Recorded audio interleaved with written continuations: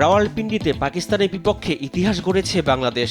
2 ম্যাচের টেস্ট সিরিজে যে ধরনের ক্রিকেট খেলেছে বাংলাদেশ, তাতে মনে হয়েছে টেস্ট জয়টা যেন টাইগারদের প্রত্যাশিত ছিল। ব্যাটিং, বোলিং, ফিল্ডিং 3 বিভাগেই বাংলাদেশের কাছে পাত্তাই পায়নি পাকিস্তান। একটা ইনিংসে ব্যাট করতে নেমে 26 রান তুলতেই 6 উইকেট হারিয়ে ফেলা, এরপর সেখান থেকে ঘুরে দাঁড়িয়ে শেষ পর্যন্ত 6 উইকেটে ম্যাচ জেতা, কিংবা একটা দল আগে ব্যাট করে প্রথম ইনিংসে 450 করেছে, সেই ম্যাচে লিড নিয়ে অনায়াসেই 10 উইকেটে জেতা তো আর মুখের কথা নয়। বাংলাদেশ এই কাজটা করে দেখিয়েছে খুব সহজেই। যদিও এমন দুটো জয়কে কোনোভাবেই অবিশ্বাস্য বলতে চাইছেন না জাতীয় দলের সাবেক ক্রিকেটার মেহরাব হোসেন ওপি। তিনি মনে করেন টাইগারদের এমন পারফরমেন্স প্রত্যাশিত। অবিশ্বাস্য না, এই কারণেই বলছি যে প্রত্যাশিতই ছিল, এবং প্রত্যাশিতটা তখনই হয়েছে আমার কাছে মনে হয় যে প্রথম টেস্ট ম্যাচটা আমরা যখন 10 উইকেট জয়লাভ করি, স্বাভাবিক এটা প্রত্যাশিত থাকে না। তো এক্সপেকটেশন আমাদের এটাও ছিল যে প্রথম টেস্ট ম্যাচ 10 উইকেটে জয়লাভ করার পর যেন দ্বিতীয়টাও যাতে আমরা জিততে পারি। এবং আমি এটা বলবো যে আমাদের ক্রিকেটাররা যে ধরনের ক্রিকেট খেলেছে, এই ধরনের ক্রিকেট আমার কাছে মনে হয় না যে কোনো পরপর 2টি টেস্ট ম্যাচে একাধারে আমার কাছে মনে হয় না ব্যাটসম্যান এবং বোলাররা এই ধরনের সম্মিলিতভাবে পারফরমেন্স অন্য কোনো টেস্ট ম্যাচে ছিল না, বিধায় আমরা কখনো জিততে পারিনি। এই টেস্ট ম্যাচ দুটাতে ছিল। জাতীয় দলের আরেক সাবেক ক্রিকেটার তুষার ইমরানও বলছেন বাংলাদেশের এই ঐতিহাসিক টেস্ট সিরিজ জয়টা প্রত্যাশিত। টাইগারদের দলগত পারফরমেন্সের সমন্বয়ে এসেছে এমন সাফল্য।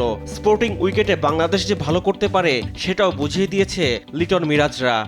3টা ডিপার্টমেন্টে আমরা ডমিনেট করেছি, লাইক ব্যাটিং, বোলিং, ফিল্ডিং। দেখেন আমরা সেকেন্ড টেস্টে একটা স্টেজে এসে ফার্স্ট একটা সেশনে, প্রথম সেশনে আমরা 6টা উইকেট হারিয়েছিলাম। তারপরে এত বড় একটা পার্টনারশিপ মিরাজ এবং লিটন যে জুটিটা করেছিল, অসাধারণ।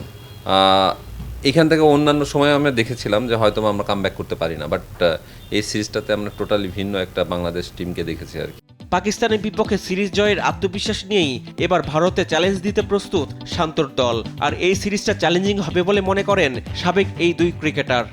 বর্তমান সময়ের ক্রিকেটে কিন্তু ভারত যে নো ডাউট যে তারা যে বিশ্বের 1 নম্বর দল টেস্ট ক্রিকেটেও, সেটাও কিন্তু তারা প্রমাণ কিন্তু ইতিমধ্যে রেখেছে।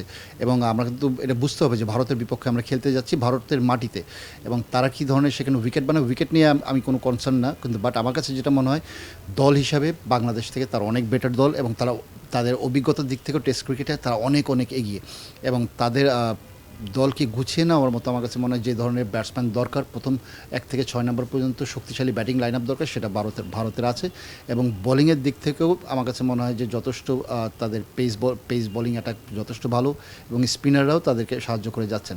তো সেদিক থেকে বাংলাদেশের জন্য কঠিন চ্যালেঞ্জ হবে অবশ্যই, কিন্তু এটা মনে রাখতে হবে যে আমরা সব স্বপ্নেই যে জয় পাবো আমরা সেটাও কিন্তু নয়।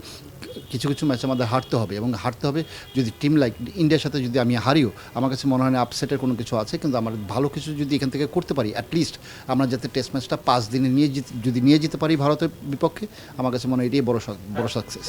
রিফাত আঞ্জুম, দেশ টিভি, ঢাকা।